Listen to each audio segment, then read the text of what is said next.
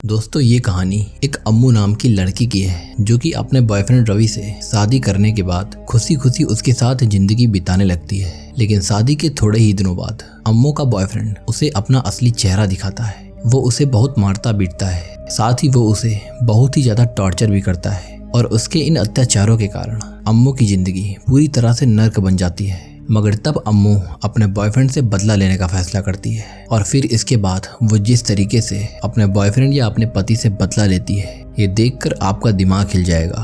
तो अम्मू अपने पति से किस तरीके से बदला लेती है ये जानेंगे हम आज की इस कहानी में। तो कहानी की शुरुआत में हमें दो परिवारों को दिखाया जाता है, जिसमें एक परिवार से अम्मू होती है और दूसरे परिवार से रवि होता है। अम्मू और रवि एक दूसरे के पड़ोसी होते हैं और ये दोनों एक दूसरे को काफी समय से पसंद भी करते आ रहे थे। इसीलिए रवि की फैमिली आज अम्मू के घर पे उसे देखने आई होती है। फिर जब अम्मू और रवि का रिश्ता तय हो जाता है तब इसके बाद इन दोनों की शादी करा दी जाती है। शादी के बाद रवि अम्मू के साथ अपने घर से थोड़ी दूर मौजूद एक दूसरी जगह पर शिफ्ट हो जाता है, जिस जगह का नाम महारानी पल्ली होता है, क्योंकि रवि की महारानी पल्ली के पुलिस स्टेशन में नौकरी लगी होती है और रवि उस पुलिस स्टेशन का इंचार्ज होता है। जिसके बाद ही दोनों खुशी खुशी अपनी जिंदगी बिताने लगते हैं। कुछ दिन बाद रवि अम्मू से उसे कोई गिफ्ट मांगने को कहता है, मगर अम्मू उससे गिफ्ट लेने के लिए मना कर देती है। पर जब रवि उससे गिफ्ट लेने के लिए जिद करता है तो अम्मू रवि से एक सिलाई मशीन मांगती है, क्योंकि जब रवि अपनी ड्यूटी पर चला जाता है तब पूरे दिन वो घर पर अकेली रहकर बोर हो जाती है। इसीलिए रवि जब अपनी ड्यूटी पूरी करने के बाद रात में अपने घर आता है तब वो अपनी वाइफ को एक सिलाई मशीन गिफ्ट करता है, जिससे अम्मू बहुत ही ज़्यादा खुश हो जाती है और साथ ही वो बहुत ही ज़्यादा इमोशनल भी हो जाती है। इसके अगले दिन रवि जब पुलिस स्टेशन में अपनी ड्यूटी पर चला जाता है तब अम्मू उसे सरप्राइज देने के लिए पुलिस स्टेशन में रवि के लिए खाना लेकर चली जाती है, जिससे रवि को काफ़ी अच्छा लगता है। और तभी से हर रोज अम्मू इसी तरह अपने पति के लिए पुलिस स्टेशन में खाना लेकर जाने लगती है। अब वहीं जब रवि पुलिस स्टेशन में होता है तब उसके पुलिस स्टेशन में एक माँ अपनी बेटी को लेके आती है, क्योंकि उनकी बेटी के साथ कुछ लड़कों ने छेड़खानी की होती है। वो माँ जी रवि के कॉलीग्स को अपनी प्रॉब्लम्स बताती हैं कि आज मैं जब अपने काम पर चली गई थी तो मेरी बेटी घर पर बिल्कुल अकेली थी और उस वक्त मेरे घर पर कुछ लड़के घुस आए जिन्होंने मेरी बेटी के साथ छेड़खानी की। तब कांस्टेबल मंसूर इन माँ जी की बात सुनकर इन्हें बताता है कि हम आपकी इसमें कोई भी मदद नहीं कर सकते, क्योंकि हम आपके घर के बाहर 24 घंटे निगरानी तो नहीं कर सकते ना। अब मंसूर जब इन माँ जी को उनकी मदद करने के लिए मना कर रहा होता है तब उसके पास ही में रवि भी खड़ा होता है और रवि जब मंसूर की ये बातें सुनता है तो वो उसे जाकर बहुत फटकार लगाता है। कहता है कि अगर हम इनकी मदद नहीं करेंगे तो फिर इनकी मदद कौन करेगा। और फिर रवि इन माँ जी को बताता है कि हम आपकी पूरी मदद करेंगे। अब रवि के इस व्यवहार को जब हम देखते हैं तो हमें ऐसा लगता है कि जैसे ये एक बहुत ही अच्छा इंसान है, लेकिन इसका असली चेहरा देखकर आगे आपके होश उड़ जाएंगे। अब कुछ दिन बाद अम्मू अपनी पड़ोस की एक दोस्त जिम्मी के साथ बैठकर सिलाई मशीन चला रही होती है। तब उसके पास रवि का फोन आता है। अम्मू जब उसका फोन उठाती है तो रवि अम्मू से बहुत ही ऐंठ कर बोलता है कि मैं तुम्हारा पुलिस स्टेशन में कब से इंतजार कर रहा हूँ और तुम अभी तक खाना लेकर नहीं आई हो। तब अम्मू उसे बताती है कि मैं सिलाई मशीन चला रही थी, इसीलिए ये चीज मेरे ध्यान से उतर गई। और तब अम्मू रवि को बताती है कि ठीक है, मैं तुरंत आपके लिए खाना लेकर आती हूँ। फिर इसके बाद अम्मू जल्दी से पुलिस स्टेशन खाना लेकर पहुँचती है। पर जब वो रवि को खाना परोसने लगती है तब रवि उससे पूछता है कि मुझे बताओ कि तुम्हें आज खाना लाने में इतनी देरी क्यों हो गई। क्या तुमने आज खाना नहीं पकाया था, या फिर खाना लेकर आना भूल गई थी, या फिर तुमने ये सोच लिया था कि ये तुम्हारी जिम्मेदारी नहीं है। तब अम्मू उसे जवाब देती है कि सच में आज मेरे ध्यान से ये उतर गया था, मैं भूल गई थी। तुम इतनी छोटी सी बात को इतना सीरियस क्यों ले रहे हो। तब उसकी बात सुनकर रवि खाना छोड़कर फिर से अपने काम पर लग जाता है। अम्मू उससे बार बार माफ़ी मांगती है कि ऐसा आगे से नहीं होगा, प्लीज़ खाना खा लो। लेकिन रवि उसकी बात नहीं मानता और वो खाना नहीं खाता और वो गुस्से में अम्मू से खाने को घर वापस लेकर जाने को कहता है। इसीलिए अम्मू को अब खाने को घर वापस लेकर जाना पड़ता है।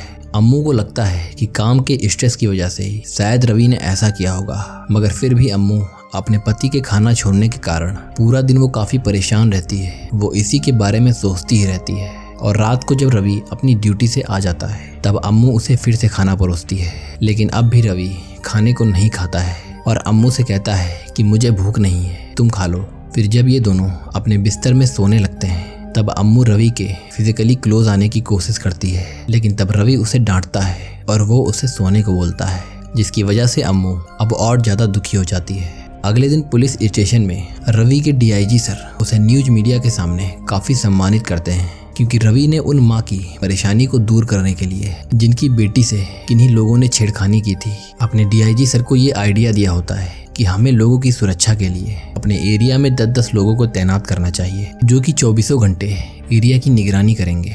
और अगर हमारे एरिया में कुछ भी होता है, कोई भी घटना घटती है, तो वो लोग हमें तुरंत उस छोटी से छोटी घटना की जानकारी देंगे और ये लोग जनता से ही चुने जाएंगे, ताकि किसी को भी इस पर शक ना होने पाए।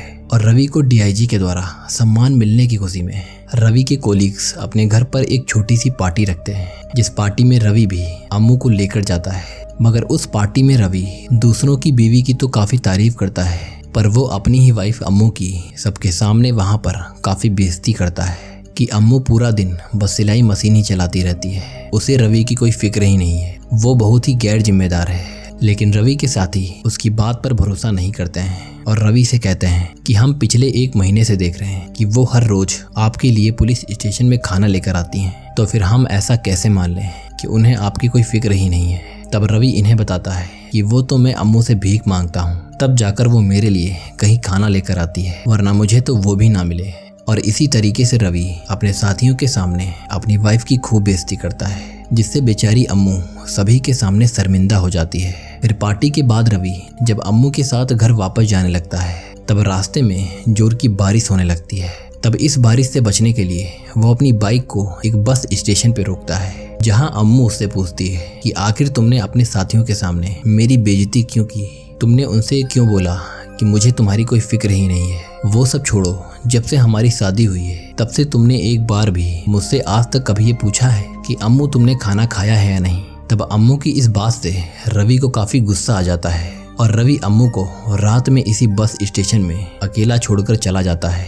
तब अम्मू यहाँ पर काफी देर तक किसी व्हीकल के आने का इंतजार करती है और जब उसे एक ऑटो मिल जाता है तब वो उस ऑटो के जरिए घर पहुँचती है। घर पर वो देखती है कि रवि अपने आप ही खाना बनाकर खा रहा है और रवि जब ये देखता है कि अम्मू घर पर आ गई है तब वो अम्मू से कहता है कि तुम्हें ये सबक देने के लिए था, अगर तुमने दोबारा ऊंची आवाज में मुझसे बात की तो अगली बार ये घर का दरवाजा नहीं खुलेगा।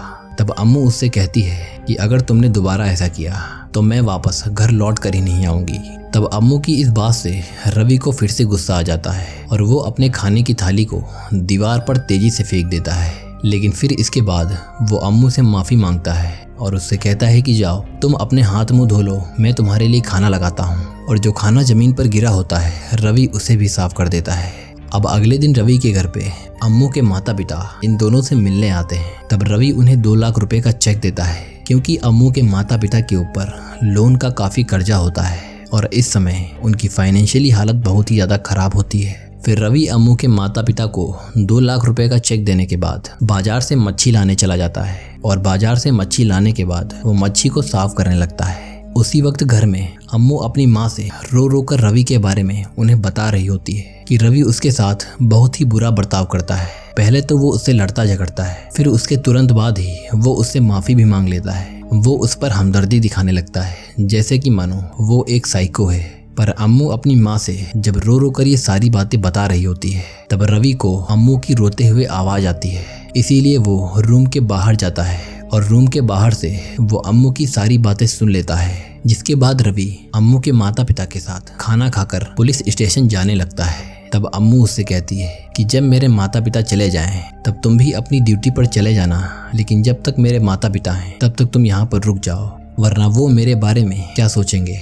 मगर रवि उसकी बात नहीं मानता है और वो अपनी बुलेट में चाबी को लगा के बुलेट को स्टार्ट करने लगता है। पर तब अम्मू उसकी बुलेट की चाबी को निकाल लेती है, जिसके कारण रवि को फिर से अम्मू के ऊपर गुस्सा आ जाता है और वो अब अम्मू को एक जोर का थप्पड़ मार देता है, जिसकी वजह से अम्मू अब गुस्से में अपने माँ बाप को रवि की सच्चाई बताने के लिए जाने लगती है। लेकिन तब रवि अपनी बुलेट से उतरकर अम्मू के पास जाकर उसे रोकता है और फिर से वो उससे माफी मांग लेता है। कहता है कि जब तुमने अचानक गाड़ी की चाबी निकाली तो इससे मुझे गुस्सा आ गया, प्लीज तुम अपने माँ बाप को ये मत बताना। अम्मू उससे कहती है कि कि ठीक है मैं नहीं बताऊंगी। जिसके बाद रवि अपनी ड्यूटी पर नहीं जाता है, बल्कि वो अम्मू और उसके माता पिता को लेकर उन्हें मंदिर टहलाने जाता है। मगर जब मंदिर में रवि अम्मू के पिता से बातें कर रहा होता है, तब अम्मू अपनी माँ को रवि के बारे में बता देती है कि उसने आज मुझ पर हाथ उठाया है। तब उसकी माँ उसे बताती है कि ये कोई नई बात नहीं है, मर्दों को अक्सर काम की वजह से बहुत ही तकलीफ उठानी पड़ती है, जिसकी वजह से वो ऐसे हो जाते हैं। अब मुझे ही देख लो, तुम्हारे पिता ने भी तो एक बार मुझे भी थप्पड़ मारा था। लेकिन इसके साथ ही अम्मू की माँ उसे ये भी बताती है कि तुम्हारे पिता ने जब मुझे थप्पड़ मारा था, इसके बावजूद भी मैंने उनके साथ ही रहने का सोचा, पर तुम्हें ऐसा करने की जरूरत नहीं है। तुम्हें जैसा सही लगता है तुम वैसा करो, क्योंकि आदमी औरत पर हाथ उठाए ये बिल्कुल भी ठीक नहीं है। और अपनी माँ की बात सुनकर अम्मू अभी भी रवि के साथ ही रहने का सोचती है। मगर जैसे ही अम्मू के माता पिता उसके घर से चले जाते हैं, वैसे ही रवि फिर से अपनी हरकतें शुरू कर देता है। वो अगली सुबह जब ड्यूटी पर जा रहा होता है, तब उसकी शर्ट का एक बटन टूट जाता है। इसीलिए अम्मू उसकी शर्ट का बटन टाकने लगती है, पर इतने में ही उसने जो गैस पर ब्रेकफास्ट रखा होता है वो जलने लगता है। इसीलिए वो रवि से कहती है कि तुम जरा ब्रेकफास्ट को चला दो। तब रवि अपनी फाइल को गैस पर ही रखकर उस ब्रेकफास्ट को चलाने लगता है, पर तभी उसने जो गैस पर अपनी फाइल रखी होती है वो आग पकड़ लेती है। इसीलिए रवि जल्दी से फाइल में लगी आग को बुझाता है, और अब इससे रवि को फिर से अम्मू के ऊपर गुस्सा आ जाता है। हालांकि इसमें गलती पूरी की पूरी रवि की ही होती है, लेकिन फिर भी रवि अपनी बेल्ट निकालकर अम्मू को बहुत मारता है। और उसे मारने पीटने के बाद जब वो अपने काम पर चला जाता है, तब अम्मू अपना बैग पैक करके और इस घर को छोड़ करके रेलवे स्टेशन चली जाती है, क्योंकि वो अब रवि को छोड़ने का फैसला करती है। अम्मू जब रेलवे स्टेशन पर बैठकर रो रही होती है, तब उसके पास एक भिखारी बैठा होता है, जो कि अम्मू से कहता है कि क्या हुआ, पति ने तुम्हें मारा है।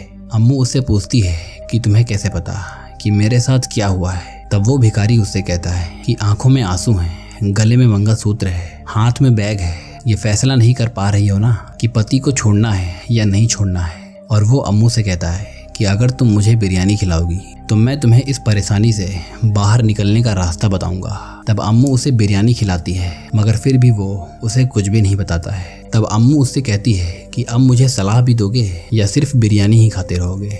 तब वो भिखारी उससे कहता है कि मैं क्या तुम्हें सलाह दूंगा, तुम्हें क्या करना चाहिए ये तो तुम्हें पहले से ही पता है। तब अम्मू उससे कहती है कि शायद मुझे वापस जाना चाहिए, क्योंकि बेचारे मर्द काम की वजह से बहुत ही परेशान हो जाते हैं, इसीलिए वो ऐसा करते हैं। तब अम्मू की बात सुनकर वो भिखारी बिरयानी को छोड़कर यहाँ से चला जाता है, और जाने से पहले वो अम्मू को ये कहकर जाता है कि जब अगली बार तुम यहाँ पे आना तो फिर से बिरयानी जरूर लेकर आना, और तब मैं इस बिरयानी को खा लूंगा। दरअसल ये भिखारी अम्मू को ये हिंट दे रहा होता है कि उसे अब अपने पति को छोड़ देना चाहिए, क्योंकि वो अपने पति की चाहे कितनी भी कद्र क्यों ना करे, लेकिन उसका पति कभी भी सुधर नहीं सकता है। मगर अम्मू इस भिखारी की बात को समझ नहीं पाती है, और फिर से वो रवि के घर वापस चली जाती है, और फिर से अम्मू खून के घूंट पीकर रवि के साथ अपनी जिंदगी काटने लगती है। लेकिन उसकी जिंदगी अब और भी ज्यादा मुश्किल हो जाती है, क्योंकि रवि अब अम्मू के ऊपर बहुत सारी पाबंदी लगा देता है। वो उसका घर से बाहर निकलना बंद कर देता है, उसको कैसे कपड़े पहनने हैं ये रवि खुद ही डिसाइड करता है। यहाँ तक कि अम्मू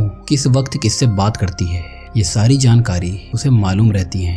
अब अम्मू को ये डर होता है कि कहीं वो मां ना बन जाए, इसीलिए वो रवि से छुपकर हर रोज बर्थ कंट्रोल पिल्स लेती रहती है। लेकिन ये चीज रवि को पता होती है, इसीलिए रवि अम्मू की पिल्स को बदल दिया करता है, जिसकी वजह से अम्मू अब प्रेग्नेंट हो जाती है।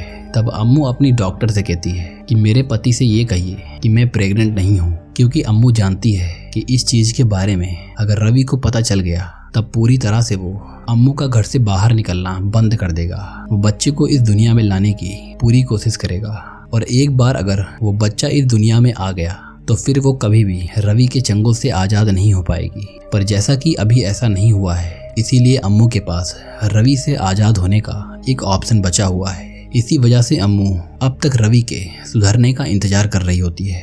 तब उसकी डॉक्टर अम्मू की मदद करने के लिए तैयार हो जाती है। वो रवि से झूठ बोल देती है कि अम्मू प्रेग्नेंट नहीं है, और तब इस चीज को जानकर रवि अम्मू को बहुत मारता है। अब रवि जिस समय अम्मू को मार रहा होता है उस समय रात होती है, और उसके मोहल्ले में रात को एक जिम्मी नाम की लेडी, जो कि अम्मू की दोस्त व उसकी पड़ोसन होती है, वो रात को मोहल्ले में टहल रही होती है। उस वक्त जिम्मी को अम्मू की आवाज आती है, जिससे वो समझ जाती है कि मोहल्ले में कोई आदमी अपनी वाइफ को मार रहा है। इसीलिए वो रवि के गेट पे आकर रवि को बुलाती है और उसे बताती है कि मोहल्ले में मैंने अभी किसी औरत की आवाज़ सुनी है। दरअसल जिम्मी और उसके जैसी बहुत सारी औरतों को रवि ने ही अपने एरिया में होने वाली छोटी से छोटी घटनाओं की उसे खबर देने को कहा होता है। इसीलिए जिम्मी भी जब अम्मू की आवाज़ सुनती है तो वो रवि को बुलाने के लिए उसे आवाज़ लगाती है। तब रवि अम्मू को चुप करके गेट पे आता है और वो जिम्मी से कहता है, कल मैं पुलिस स्टेशन से सत्या मैडम को भेज दूंगा, फिर तुम दोनों एक एक करके मोहल्ले में पूछताछ करना। फिर इसके अगले दिन जब रवि अपनी ड्यूटी पर चला जाता है तब उसके जाने के बाद सत्या मैडम, जो कि रवि के पुलिस स्टेशन में एक लेडीज कांस्टेबल होती है, वो और जिम्मी मिलकर अम्मू के घर पर उसे रात के सिलसिले में पूछताछ करने आती हैं। क्योंकि उन्होंने मोहल्ले के हर घर में पूछताछ की होती है, लेकिन उन्हें उस लेडी के बारे में पता नहीं चलता है जो कि रात में चिल्ला रही थी। तब अम्मू किसी तरह हिम्मत करके इन लोगों को बता देती है कि वो आवाज़ असल में मेरी ही थी। और अम्मू अब इन्हें रवि की सारी हकीकत बता देती है कि किस तरीके से रवि उसके ऊपर काफ़ी समय से अत्याचार करता आ रहा है और वो चाह कर भी कुछ नहीं कर पा रही है। तब अम्मू से रवि की हकीकत को जानने के बाद सत्या मैडम यहाँ पर इकबाल को भी बुला लेती हैं, जो कि उनके साथ ही काम करते हैं। और रवि की हकीकत जानने के बाद इकबाल अम्मू को ये एडवाइस देते हैं कि वो रवि की शिकायत उसके डीआईजी साहब से कर दे, जिसमें वो पूरी तरीके से उसका साथ देंगे, क्योंकि गलती तो गलती ही होती है, चाहे उसे कोई भी करे।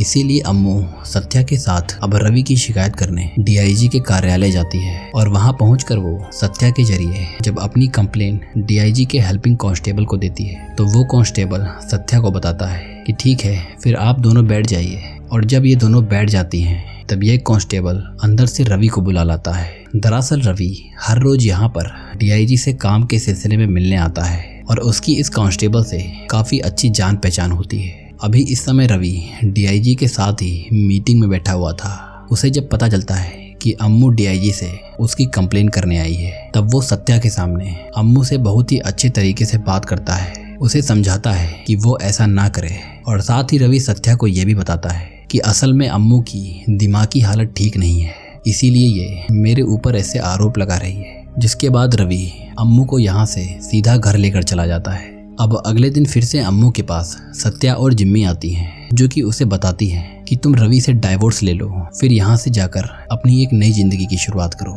लेकिन अब अम्मू इनसे बताती है कि मैं रवि से डाइवोर्स तो लूंगी, पर उसे सबक सिखाने के बाद। तब सत्या उससे पूछती है कि आखिर कैसे, क्योंकि हमारे पास जो आखिरी रास्ता था डीआईजी से कंप्लेन करने का, हमने उसे भी खो दिया है। तब अम्मू उससे कहती है कि मुझे नहीं पता, लेकिन मैं किसी भी हाल में उससे अपना बदला जरूर लूंगी। वहीं दूसरी ओर अब हम जेल में एक प्रभुदास नाम के कैदी को देखते हैं, जिस कैदी का जेल के अंदर बहुत ही अच्छा व्यवहार होता है, लेकिन इसने किसी कारण से 2 लोगों का खून कर दिया होता है, इसीलिए ये जेल में कैद होता है। इसकी बहन गीता की कुछ दिनों बाद शादी होती है, इसीलिए प्रभुदास के अच्छे व्यवहार को देखकर उसे पेरोल मिल जाती है। मगर उसे हर रोज पुलिस स्टेशन जाकर वहां सुबह शाम दोनों टाइम साइन करना होता है। अब एक दिन जब वो पुलिस स्टेशन जाकर वहां पर बैठ जाता है, तब उसके पास में ही अम्मू बैठी होती है, जो कि रवि के लिए यहाँ पर खाना लाई होती है। अम्मू के पास जब रवि आता है तब जिस तरीके से वो उससे बात करता है, तब उसे देखकर प्रभुदास समझ जाता है कि रवि अम्मू के साथ क्या क्या करता होगा। लेकिन प्रभुदास चुपचाप यहाँ से साइन करके चला जाता है। पर एक दिन जब वो बार में बैठकर शराब पी रहा होता है, तब कोई 2 लोग प्रभुदास की बहन को उल्टा सीधा बोल देते हैं, जिससे प्रभुदास को काफी गुस्सा आ जाता है। और तब प्रभुदास उन दोनों को बहुत बुरी तरीके से मारता है, जिसकी वजह से वो दोनों प्रभुदास की कंप्लेंट पुलिस स्टेशन में कर देते हैं। इसीलिए जो रवि होता है वो प्रभुदास की पेरोल को कैंसिल करवा देता है। प्रभुदास उसके हाथ पांव जोड़ता है कि वो ऐसा ना करे, क्योंकि इससे वो अपनी बहन की शादी में नहीं पहुंच पाएगा। लेकिन रवि उसकी बात नहीं मानता है, इसीलिए प्रभुदास गुस्से में रवि को धक्का दे देता है, जिससे रवि को बहुत ही गुस्सा आता है। इसीलिए रवि अपने कोलीग्स के जरिए इसे बहुत मारता है। मगर जब वो इसे मार रहा होता है, उसी वक्त पुलिस स्टेशन में इंस्पेक्शन के लिए डीआईजी आने लगते हैं। और ठीक उसी वक्त जो अम्मू होती है वो भी रवि को यहाँ पर खाना देने आई होती है। इसीलिए डीआईजी के पुलिस स्टेशन में एंटर होने से पहले रवि प्रभुदास को और अम्मू को एक ही कमरे में बंद कर देता है। पर जैसा कि मुंह पर कपड़ा लगने की वजह से प्रभुदास सांस नहीं ले पा रहा होता है, इसीलिए अम्मू उसके मुंह से कपड़े को निकाल देती है। जिसके बाद प्रभुदास अम्मू से कहता है कि आप अपने पति के इतने अत्याचारों को आखिर क्यों सहन कर रही हैं। तब अम्मू उसे बताती है कि तुम मेरी छोड़ो, पहले अपने बारे में सोचो कि तुम तो अब अपनी बहन की शादी में भी नहीं जा पाओगे। तभी अम्मू के दिमाग में एक आइडिया आता है कि अगर प्रभुदास को वो जेल से भगवा दे और उसके परिवार वालों से पुलिस के ऊपर ये आरोप लगवाया जाए कि पुलिस ने प्रभुदास को गायब करवा दिया है। ऐसे में अगर पुलिस को ढूंढने पे प्रभुदास नहीं मिलेगा तो उससे रवि और बाकी सारे पुलिस वालों की नौकरी खतरे में पड़ जाएगी। इसी कारण जब डीआईजी थाने से चले जाते हैं तब अम्मू इकबाल से बात करके उन्हें अपना सारा प्लान बता देती है और जब वो घर चली जाती है तब इकबाल प्रभुदास को जेल से भगवा देता है। प्रभुदास जेल से सीधा अम्मू के पास जाता है और अम्मू प्रभुदास को अपने ही घर के एक कमरे में छुपा देती है जो रूम उसके घर के एक बिल्कुल कोने में होता है। इसी कारण रवि को इससे जरा सा भी शक नहीं होता है कि अम्मू ने प्रभुदास को उसके ही घर में छिपाया हुआ है। अम्मू प्रभुदास को अपने ही घर में इसलिए छिपाती है क्योंकि अगर इससे पुलिस को पता भी चलता है कि प्रभुदास रवि के ही घर में छिपा था तब इससे रवि के सस्पेंड होने के चांसेस और ज्यादा बढ़ जाएंगे। और एक बार अगर रवि सस्पेंड हो जाता है तो उसके बाद फिर अम्मू भी रवि के ऊपर मारपीट के आरोप को लगाकर उससे डाइवोर्स ले सकेगी। अब प्रभुदास जब 2-4 दिन तक अपने घर नहीं पहुंचता है तब उसके परिवार वाले बहुत सारे लोगों के साथ मिलकर पुलिस स्टेशन के सामने विरोध प्रदर्शन करने लगते हैं और प्रभुदास को उन्हें देने की डिमांड करने लगते हैं। इसीलिए डीआईजी रवि और उसके साथियों पर काफी प्रेशर बनाते हैं कि अगर तुम लोगों ने प्रभुदास को 3 दिन के अंदर नहीं ढूंढा तो इससे तुम सब सस्पेंड कर दिए जाओगे। पर रवि और उसके साथी हर जगह प्रभुदास को ढूंढते हैं लेकिन प्रभुदास का उन्हें कोई भी पता नहीं चलता है। मगर रवि जब अपने पुलिस स्टेशन की सीसीटीवी रिकॉर्डिंग देखता है तो उसे सीसीटीवी रिकॉर्डिंग में अम्मू इकबाल से बात करती दिखाई देती है, जिससे रवि को अब समझ आ जाता है कि प्रभुदास को अम्मू ने ही छिपाया है ताकि वो उसे सस्पेंड कराकर उससे अपना बदला ले सके। इसीलिए अब रवि गुस्से में अम्मू के पास जाने लगता है। पर रवि के पुलिस स्टेशन से निकलते ही जो इकबाल होता है वो इसके बारे में अम्मू को पहले ही खबर कर देता है कि रवि को पता चल चुका है कि तुमने ही प्रभुदास को कहीं छिपाया है। तब अम्मू जल्दी से प्रभुदास को जिम्मी के घर पे छिपा देती है और फिर प्रभुदास को जिम्मी के घर में छिपाने के बाद वो आराम से कढ़ाई में हलवा बनाने लगती है।